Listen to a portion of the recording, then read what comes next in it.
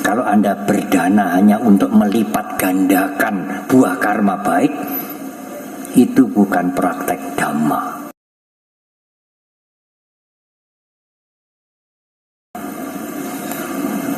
Kehidupan saudara lebih ringan, lebih bahagia.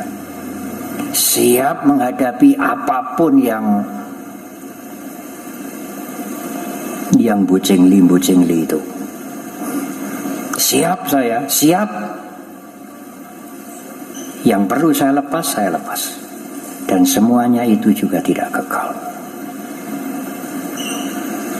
Ibu, bapak, dan saudara, Atanang rakanto parang rakati. Kalau Anda menjagai diri Anda akan menjagai keluarga Anda. Parang rakanto atanang rakati.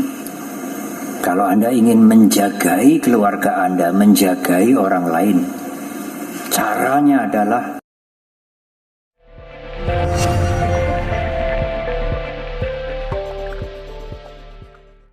segenap umat Buddha yang datang dari berbagai penjuru. Malam hari ini adalah Purnama. Purnama pada akhir Katina Kala, masa Katina. Malam hari ini umat Buddha merayakan Katina dengan mempersembahkan Sanggadana menjadi malam yang terakhir.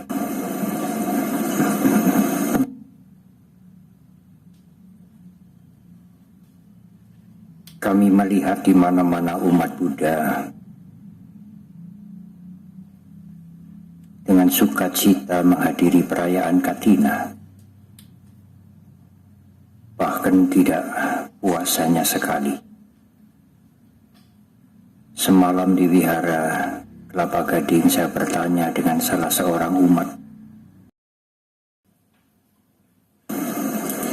alangkah indahnya. Tentu kita semua mudita. Ibu, bapak, dan saudara, pada perayaan Katina, para biku memberikan khotbah Dhamma Desana dengan menguraikan arti penting, makna, dan tujuan berdana. Benar, ibu, bapak, dan saudara. Tetapi malam hari ini saya ingin memberikan uraian sedikit berbeda. Ya, saya akan menguraikan tentang dana bagian belakang. Agak berbeda uraian yang di depan.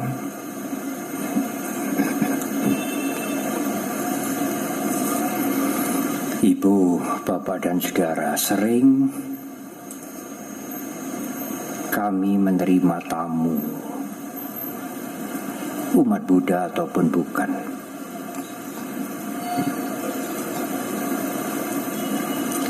Dan sering mereka mempunyai tujuan yang hampir sama.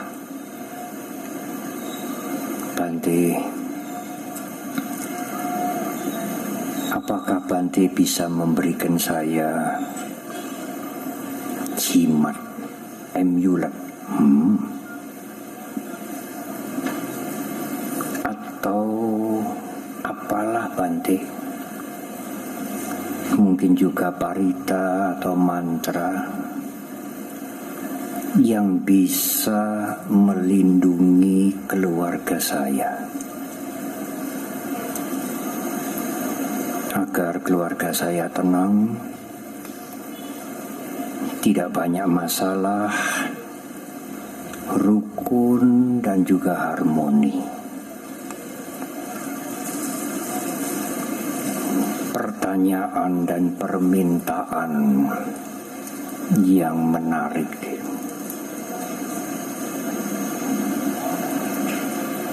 Tetapi saya tidak punya amulet itu, jimat itu.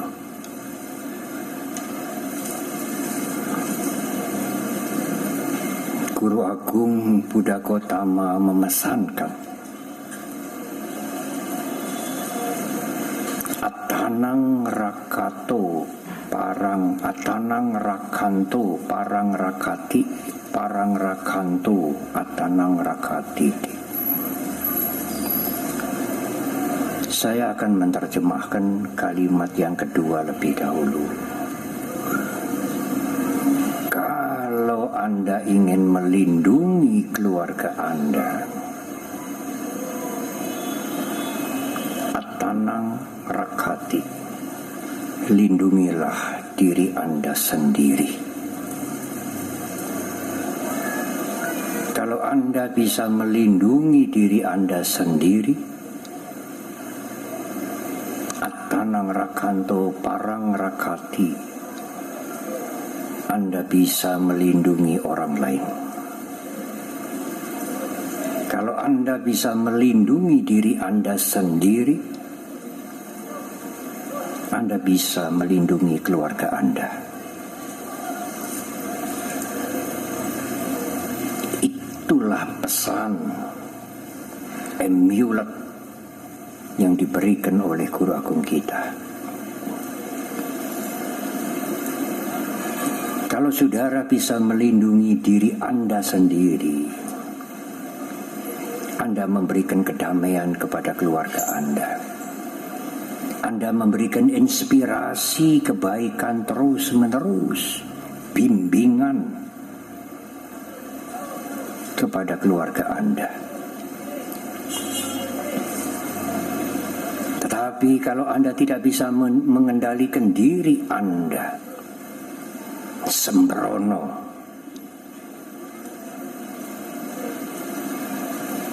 Anda akan menjadi sumber ketegangan dalam keluarga Anda. Bagaimana Anda mengharapkan keluarga Anda supaya tenang, harmoni, rukun, bante, tetapi Anda sendiri yang menjadi sebab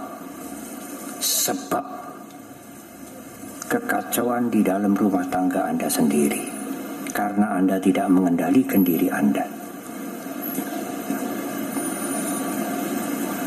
Oleh karena itu, kalau Anda menginginkan keluarga Anda tenang, rukun, harmoni, maka jagalah diri Anda sendiri.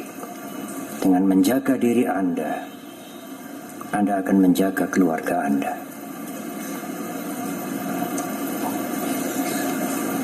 Tetapi bagaimana Bante cara menjaga diri kita? Di dalam kitab-kitab Dhamma disebutkan, mempunyai sati kesadaran yang diikuti dengan wawasan pandangan yang jernih, itulah cara menjagai diri kita sendiri. Tetapi itu memang tidak mudah,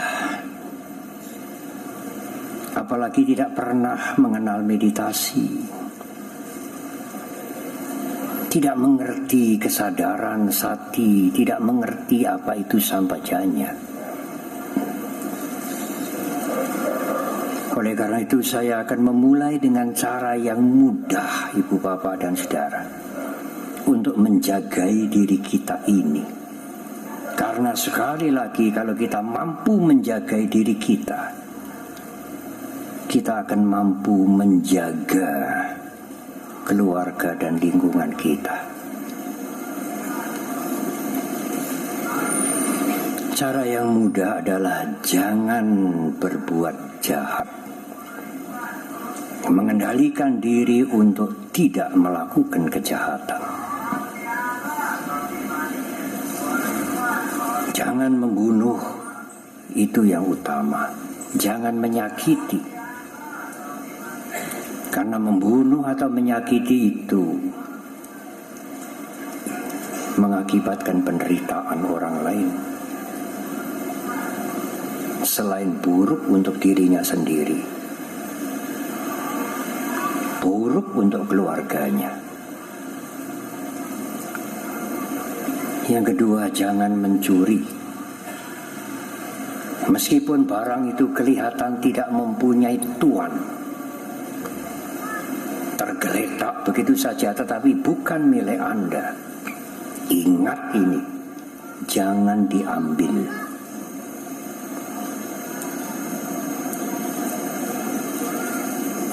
Harus, kalau Anda menginginkan barang itu, harus mencari siapa pemiliknya.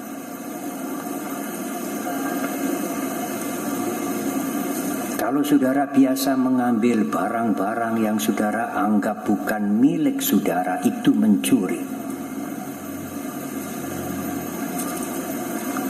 Pasangan Anda, anak-anak Anda akan melihat perilaku Anda. Anda memberikan contoh yang tidak baik.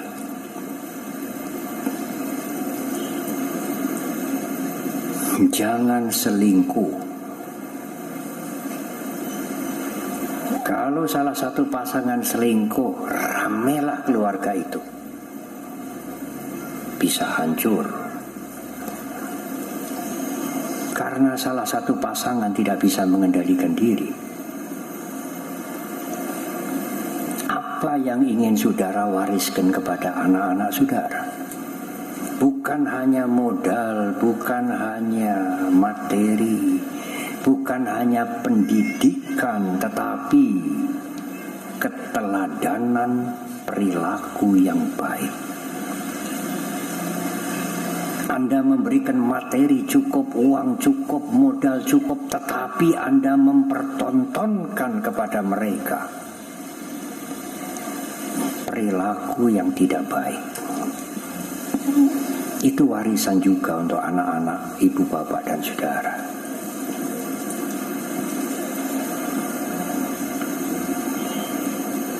Jangan berbohong. Musawadah itu mewakili pisunawaca, parusawaca, sampapalapa. Pisunawaca itu menceritakan kejelekan orang lain, tetapi dia tidak jelek, alias fitnah, termasuk kebohongan. Parusawaca itu mengumpat, menggunakan kata-kata kasar. Sekarang sering dikenal dengan bully. Sampapalapa itu kongko-kongko, omong kosong.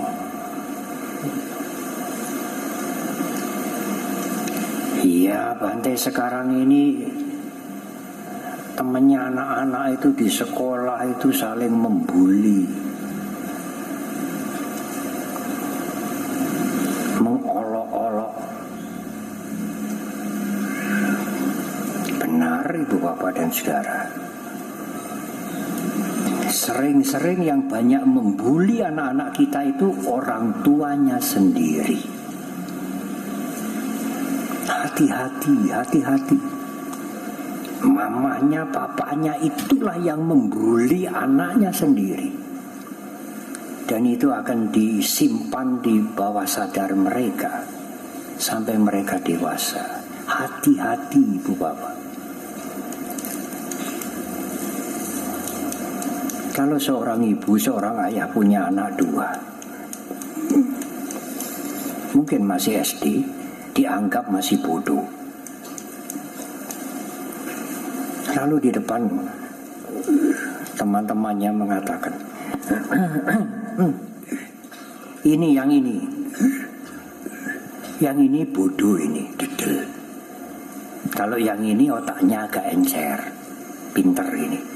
Ini bodoh, ini otaknya encer. Apakah itu tidak membuli, ibu, bapak, dan saudara? Membuli anak Anda sendiri di depan umum.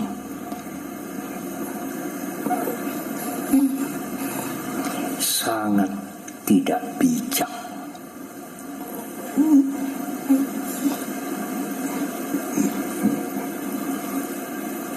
Nanti kalau anaknya batuk-batuk,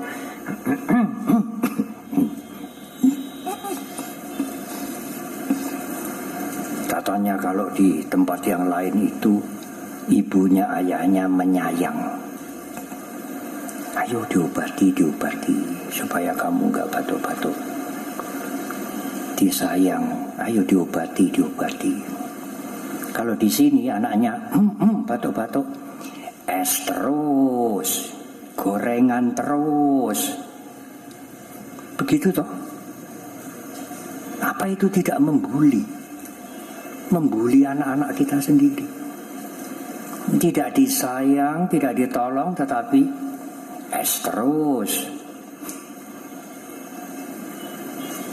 Berhati-hatilah berbicara kepada anak sendiri.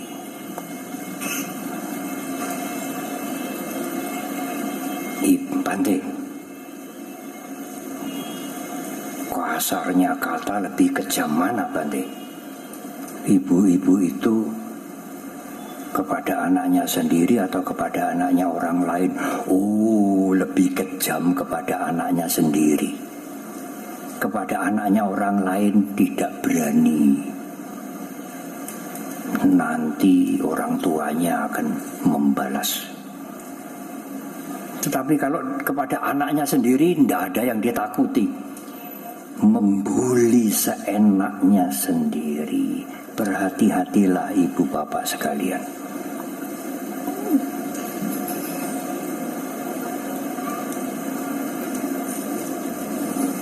Jangan mabuk, jangan minum minuman keras, termasuk merokok.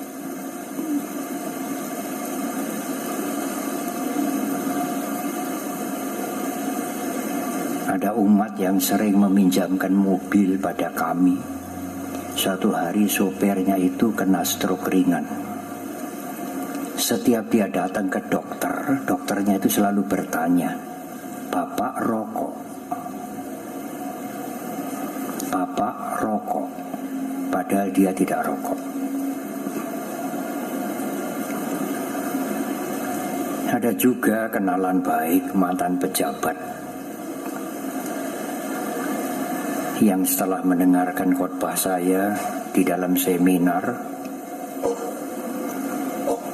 mungkin agak lama, tidak tahan menunggu sampai selesai. Waktu ada sesi tanya jawab, hilang dia. Lalu muncul lagi, saya tanya, "Pak, kemana tadi kok hilang?" "Tiam nyo Bante, tiam nyo." Yang usia lanjut seperti Pak Arya mungkin tahu tiam nyo ya. Tiam nyo Bante, lagi tiam nyo. Oh ya. Yang muda-muda tidak mengerti apa itu tiam nyo. Jangan merokok. Dan anak-anak bisa mencontoh itu. Ibu, bapak dan saudara, kalau ibu, bapak dan saudara menjagai diri ibu, bapak dan saudara dengan tidak berbuat jahat, Anda menjaga keluarga Anda. Kalau sampai orang tua berbuat jahat sampai masuk penjara, apakah keluarganya tidak berantakan? Membuat malu anak-anaknya, hancurlah mereka. Jadi bagaimana menjaga keluarga Anda? Jagalah diri Anda. Kalau Anda menjaga diri Anda akan menjaga keluarga Anda.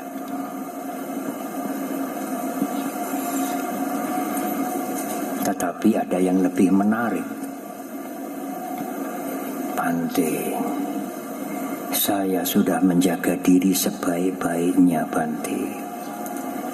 Sungguh-sungguh takut saya Bante melakukan hal-hal yang buruk.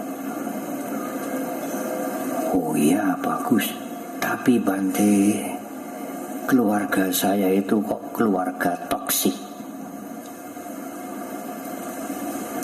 Tahu toh ya, toksik tahu ya.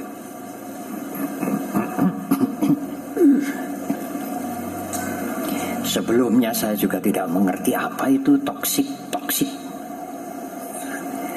Beracun. keluarga saya ini keluarga toksik, Bante. Loh, mengapa?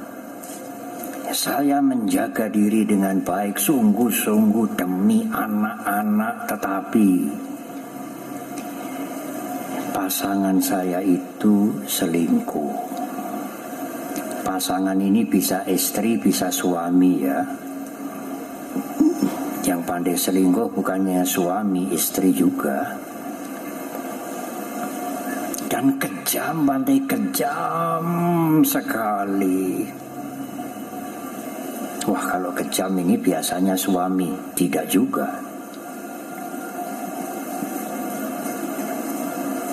Saya menderita, Bante.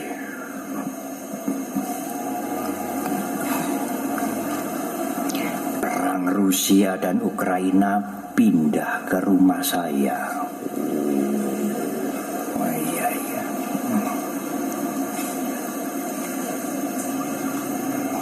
Ibu, bapak, dan saudara, dia datang untuk meminta nasihat.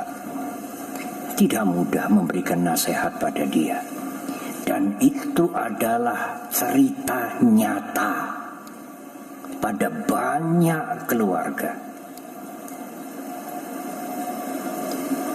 Dan umumnya keluarga yang materinya sukses. Waktu kami masih miskin, Bante, rukun lah. Seperti nasi satu bungkus dimakan berdua. Setelah kami berhasil, Bante, maju-maju. Pasangan saya itu aneh-aneh.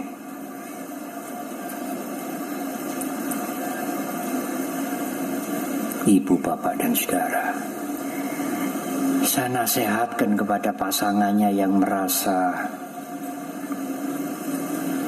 menjadi korban itu. Nasihat dulu. Jaga diri dengan baik, bapak atau ibu. Tetap berbuat baik, jangan tertarik melakukan kejahatan. Karena pasangan itu juga bisa berpikir begini, aku ya bisa kok kayak dia. Bukan hanya pasanganku yang bisa selingkuh, aku ya bisa. Ada yang begitu. Bahkan yang keterlaluan itu, yang selingkuh itu mengatakan pada pasangannya, kamu ya boleh kok. Aduh, kamu ya boleh kok. Disilakan. Ada. Ini bukan cerita rekaan. Orang ini datang pada saya sampai menangis. Kamu ya boleh kok. Kamu ya boleh seperti saya. Anaknya lalu bagaimana, ibu bapak?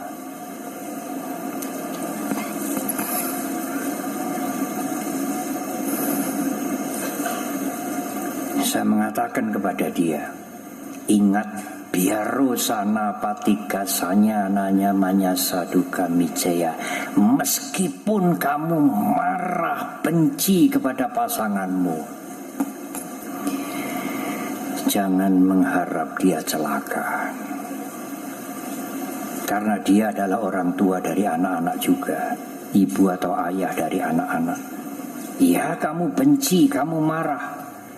Di dalam Karania Metasutta itu mungkin toleransi Sang Buddha. Ya, kalau kamu gak bisa nahan marah, gak bisa nahan benci, asal jangan mengharap orang lain celaka. Kalau di bahasa Jawa itu jangan nyepatani, ora selamat kamu. Tabrak mobil kamu, sambar geledek kamu ya. Jangan mengutuk, itu kejahatan. Ingat, itu kejahatan. Benci kayak apa, sengit kayak apa, jangan mengharap orang lain celaka. Anda berbuat jahat.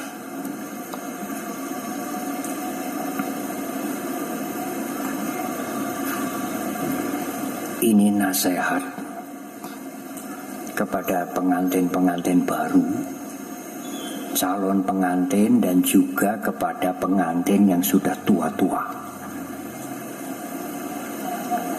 Karena peristiwa kasus ini bisa terjadi kapanpun. Akhirnya ada satu keluarga Buddhis bercerai sampai pengadilan. Anaknya dibagi dua. Sebagian ikut ayah, sebagian ikut ibu. Jadi anak itu dianggap barang. Dibagi dua.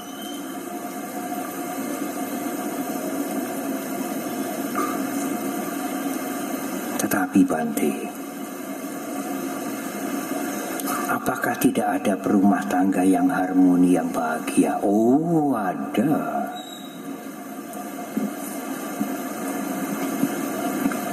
Sukses, sangat sukses. Saya tidak perlu menyebutkan namanya. Kalau saya sebutkan sepotong saja, seluruh Indonesia tahu itu. Istrinya sekarang 86 usianya. Ayahnya, suaminya 94. Sukses, sangat sukses. Sepotong saya ucapkan kata itu, seluruh Indonesia tahu. Setiap Katina datang ke wihara Mendut, mereka hidup harmoni, mereka hidup bahagia. Buddhis, Bante? Iya, mereka Buddhis.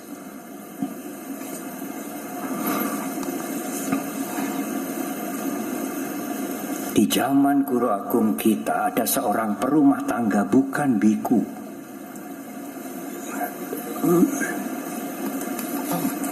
Namanya Hataka. Guru Agung Buddha Gautama pernah memuji Hataka. Hataka ini punya 7 sifat baik. Pertama, dia punya keyakinan yang baik, keyakinan kepada Dhamma. Yang kedua, Hataka senang berbuat baik. Yang ketiga, Hataka sangat sopan, takut dicela oleh orang lain. Yang keempat, Hataka mengendalikan dirinya, berhati-hati, takut melakukan kejahatan. Yang kelima, Hataka selalu ingin belajar meskipun usia sudah lanjut.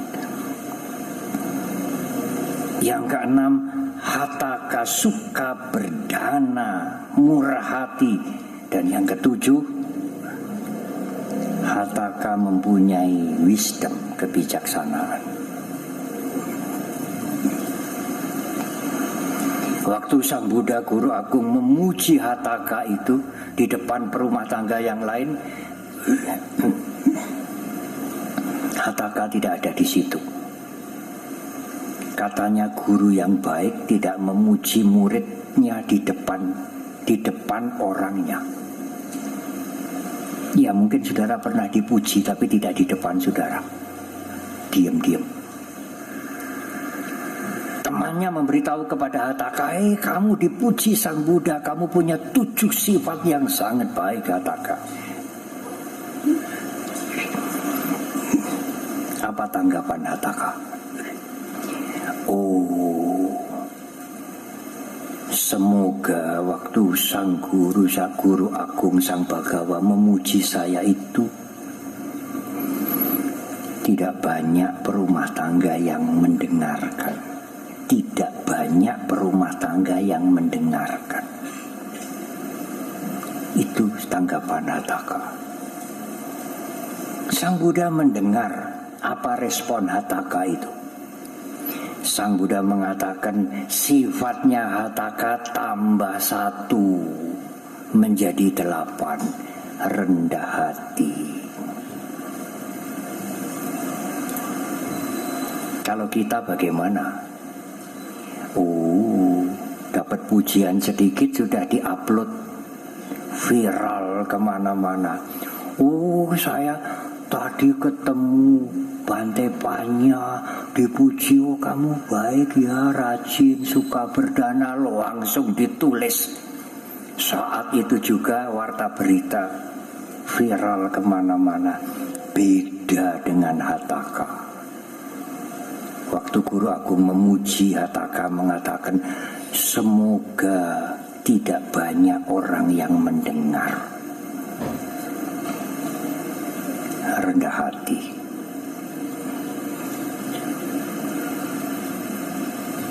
Ibu, bapak dan saudara, salah satu sifat yang dipunyai oleh Hataka adalah mempunyai kebijaksanaan, wisdom. Dia bukan orang bodoh. Sering mereka yang pasangan yang merasa menjadi korban itu, setelah saya memberikan nasihat, memberikan semangat, perlu juga saya sampaikan kepada dia yang pasangannya selingkuh, kejam, tidak karu-karuan. Saya berikan semangat mereka, saya hibur mereka, tetapi juga saya ucapkan, Anda juga sedang memetik akibat buah karma Anda sendiri. Sampai pasangan Anda seperti itu. Tapi itu diucapkan belakangan dan satu kali saja, kasihan. Jadi kalau dia datang menceritakan pasangannya yang kejam, yang selingkuh, yang tidak karu-karuan, lalu pertama kali saya mengatakan, itu karmamu sendiri itu, berbuah, terimalah. Alangkah tidak psikologisnya. Ia diingatkan akibat buah karma nanti. Satu kalimat saja. Anda harus punya wisdom menghadapi pasangan yang seperti itu. Tidak hanya berbuat baik saja, tidak hanya peduli, tidak hanya mengendalikan diri, tidak hanya berdana, tidak hanya merawat pasangan, tetapi juga harus punya panya, meskipun panya dari belajar. Kalau hanya meta karuna yang merupakan sumber kebajikan, tidak ada wisdom.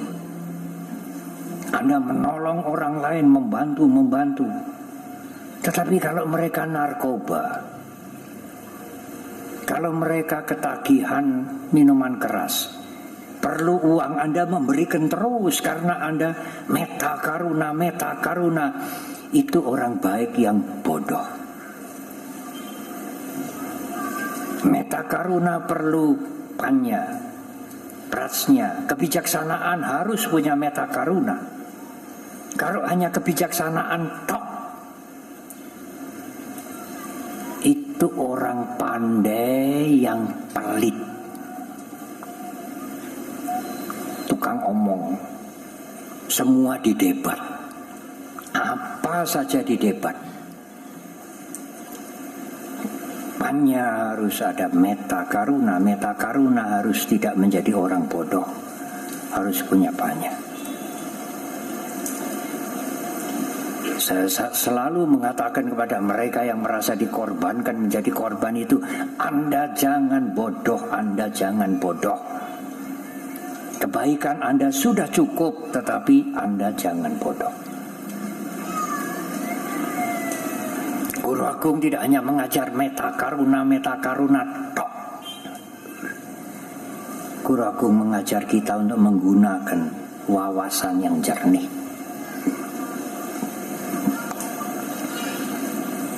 Ibu, bapak dan saudara, hari ini hari terakhir masa Katina. Ibu, bapak dan saudara diingatkan kembali untuk memberi berdana. Berdana yang tertinggi adalah berdana untuk tujuan membersihkan kotoran batin. Dengan membersihkan kotoran batin, Anda membebaskan ikatan-ikatan. Bukan hanya mengerti anicca lalu tidak terikat karena semua berubah. Oh, tidak sesimpel itu, tidak segampang itu. Mengerti anicca, semua tidak kekal, kita harus tidak melekat, harus dilatih. Dilatih dengan memberi tanpa pamrih, memberi untuk melepas. Karena memberi untuk melepas itu melepas kemelekatan. Melekat atau terikat itulah yang membuat penderitaan. Memberi untuk melepas berarti melepas keterikatan. Dan melepas keterikatan dengan belajar melepas adalah melepas penderitaan. Kehidupan saudara lebih ringan, lebih bahagia. Siap menghadapi apapun yang bucingli itu. Siap saya, siap. Yang perlu saya lepas. Dan semuanya itu juga tidak kekal. Ibu, bapak, dan saudara, atanang rakanto parang rakati. Kalau Anda menjagai diri Anda akan menjagai keluarga Anda. Parang rakanto atanang rakati. Kalau Anda ingin menjagai keluarga Anda, menjagai orang lain, caranya adalah jagalah diri Anda sendiri dulu. Marilah kita berdana dengan tujuan yang tertinggi, supaya praktek dana itu menjadi praktek dhamma. Karena praktek dhamma itu menuju pada kebebasan dari penderitaan. Kalau Anda berdana hanya untuk melipat gandakan buah karma baik, itu bukan praktek dhamma. Karena praktek dhamma itu mengurangi penderitaan. Selamat berdana di bulan Katina, di hari terakhir hari ini. Semoga semua makhluk berbahagia. Terima kasih. Sadu.